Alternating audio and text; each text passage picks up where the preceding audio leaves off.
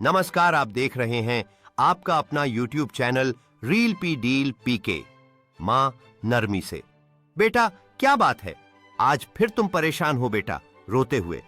माँ, दुनिया वाले मेरे सपनों का मजाक उड़ाते हैं, कहते हैं मैं कुछ नहीं कर सकता। माँ प्यार से, बेटा दुनिया क्या कहती है वो मत सुनो, माँ की दुआ तुम्हारे साथ है। ये दुनिया वाले सिर्फ उस समय मानते हैं जब तुम सफल हो जाओ।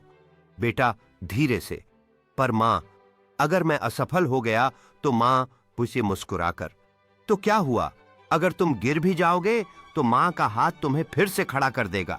माँ जोड़ते हुए, बेटा अपने सपनों का पीछा करना मत छोड़ना, मुझे तुम पर पूरा विश्वास है। बेटा थोड़ी मजबूत आवाज में, मैं कोशिश करूंगा माँ।